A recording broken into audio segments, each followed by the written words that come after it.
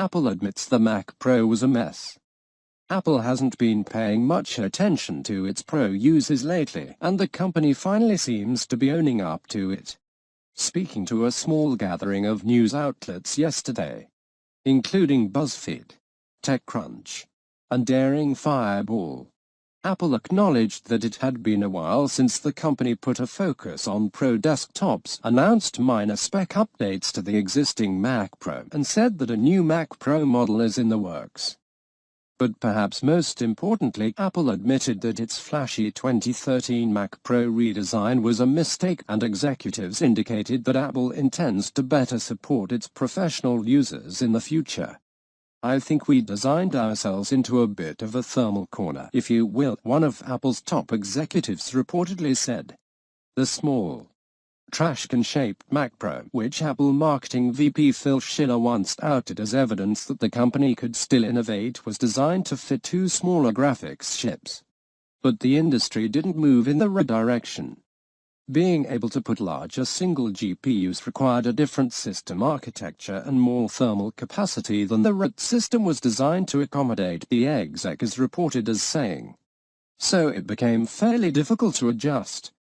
That seems to explain why the Mac Pro, until today, went more than 3 years without spec refresh, an entirely unworkable situation for Pro users who need top-of-the-line hardware. Schiller told reporters that the Mac Pro's thermal issues restricted our ability to upgrade it, and that Apple is sorry to disappoint customers who wanted that.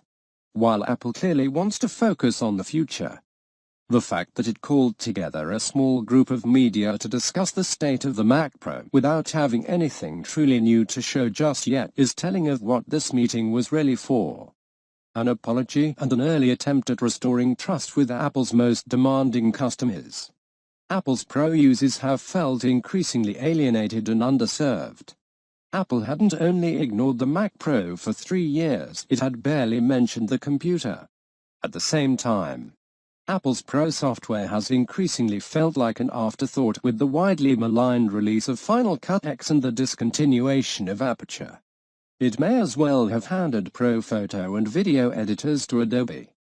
And the company's only other recent Pro hardware release, the MacBook Pro, disappointed on power and expandability. That's what really brought Pro users to a fever pitch. Toward the end of 2016, Apple started seeing complaints from even its most loyal defenders and skepticism from Pro users that it would ever offer products for them again. Its response at the time was to discount some dongles. Mac developer Michael Sire has kept up an extensive and long-running list of complaints about the new MacBook Pros and the state of Pro Macs, which includes more than 3 dozen updates since October. The complaints have been scathing.